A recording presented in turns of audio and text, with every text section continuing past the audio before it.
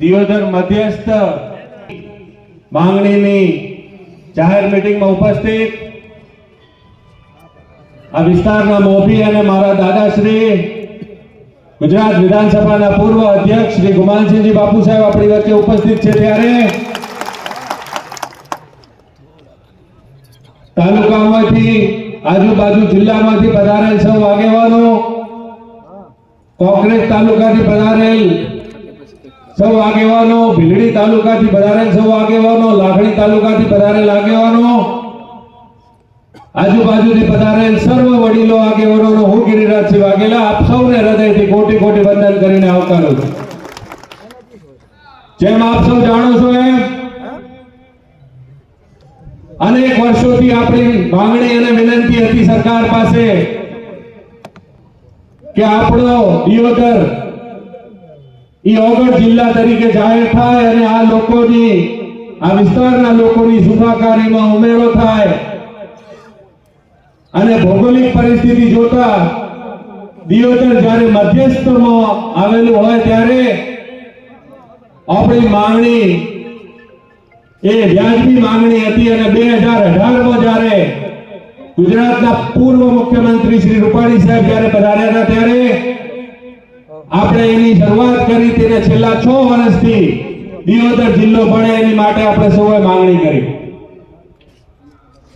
જેમ આપ સૌ જાણો છો એમ જિલ્લાને જે સુવિધાઓ જોઈએ એ સુવિધાઓ ઉપલબ્ધ દિયોદરને આજે પૂરેપૂરી છે।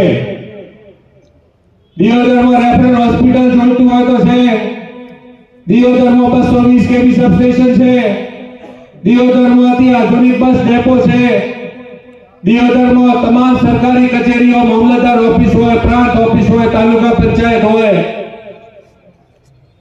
હજી બીજી જગ્યાએ જીઆઈડીસીની માંગણીઓને નકશાઓ બની રહ્યા છે, ત્યારે 25 વર્ષ પહેલા દિયોદરને જીઆઈડીસી મળેલી છે, ત્યારે આપણે સૌ એક જ અવાજ અને એક જ માંગણી હતી કે દિયોદર મધ્યસ્થ આવેલું છે તો આપણે દિયોદરને જિલ્લો જાહેર કરવો જોઈએ। નર્મદાની મુખ્ય કેનાલ દિયોદરની બાજુથી નીકળે છે। દિયોદરમાં સુખ શાંતિ અને સમૃદ્ધિ વાળું વાતાવરણ છે।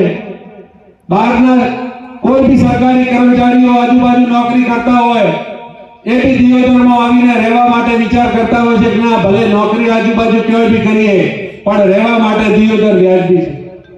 ત્યારે થરાદ જિલ્લો જાહેર થયો છે એનાથી ઉપર કોઈ વાંધો નથી, એમને એમના આગેવાનોને અભિનંદન આપીએ, પણ દિયોદર કયા માપદંડમાં નથી આવતું એનો સરકારે ખુલાસો કરવો જોઈએ। દિયોદર મધ્યસ્થમાં આવેલું છે, રેલવેની કનેક્ટિવિટી દિયોદરમાં છે। દિયોદરના લોકોને દિલ્હી જવું હોય તો અહીંથી ડાયરેક્ટ ટ્રેનમાં બેસી જઈ શકે છે, જે નવો જિલ્લો જાહેર થયો ત્યાં ટ્રેનની સુવિધા નથી। હું આજે આ મંચ ઉપર જે આગેવાનો, જે આયોજકો, જે સમિતિ નક્કી કરે, જે ગામના આગેવાનો, જે તાલુકાના આગેવાનો અને આજુબાજુના આગેવાનો આપણે સૌ ભેગા થઈને સરકાર પાસે માંગણી કરીએ કે દિયોદર જિલ્લો કેમ ના થવો જોઈએ, એના 5 ખાલી અમને મુદ્દાઓ આલો જેનાથી અમને ખબર પડે કે દિયોદરની ભૌગોલિક પરિસ્થિતિ કેમ નથી। આજે હું અભિનંદન આપું છું, આભાર માનું છું કોંગ્રેસ તાલુકાનો કે કોંગ્રેસ તાલુકાની બી એવી ભાવના છે કે કોંગ્રેસ તાલુકો આજે થરાદમાં નહીં પણ દિયોદરમાં આવવા માંગે છે।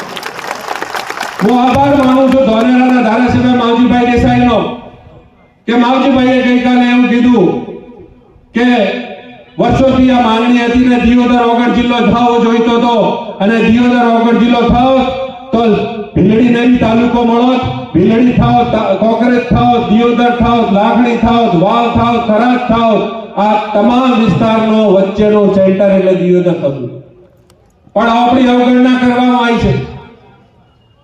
આપણે સૌ માજી ધારાસભ્યોથી લઈને તમામ આગેવાનો ભેગા થયા હતા। વીકે વાઘેલામાં ગુમાનસિંહ બાપુ સાહેબની આગેવાનીમાં આપણે સરકારને વાત મૂકી હતી।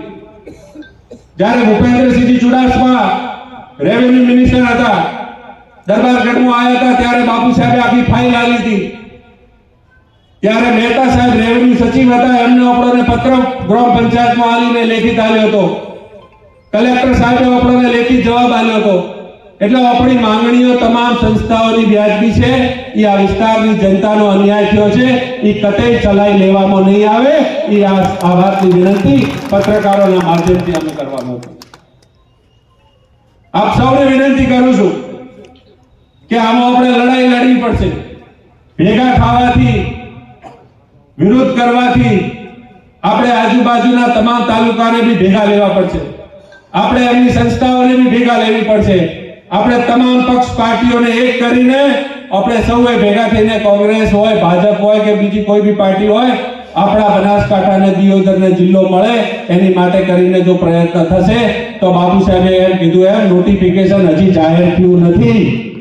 નોટિફિકેશન જાહેર થયા પહેલા તમામ સરપંચોને વિનંતી કરું છું કે દિયોદર તાલુકાના હોય, લાખણી તાલુકાના હોય, ભાભર તાલુકાના હોય, કોંકરેજ તાલુકાના હોય, ભેલડીના તાલુકાના હોય, તમામ સરપંચોના કાગળો ટોટલ ભેગા કરી તાલુકા પંચાયતના તમામ ચૂંટાયેલા અધિકારીઓ હોય, ચૂંટાયેલા પ્રતિનિધિત્વ કરવાવાળા હોય, માજી ધારાસભ્ય હોય, ચાલુ ધારાસભ્ય હોય, સંયુક્ત કાગળ બધા ભેગા કરી અને અહીંથી ગાંધીનગર જવું પડે તો આપણે સૌ ભેગા થઈને ગાંધીનગર જઈ અને દિયોદરને જિલ્લો બનાવવા માટે માંગણી કરીએ. આપ સૌની વચ્ચે આવવાનો મોકો મળ્યો. જે સમિતિ નક્કી કરે, જે ગામના વડીલો, આગેવાનો, તાલુકાના આગેવાનો નક્કી કરે એ રીતે ગિરિરાજસિંહ વાઘેલા આપ સૌની સાથે છે. જય હિન્દ, જય ભારત.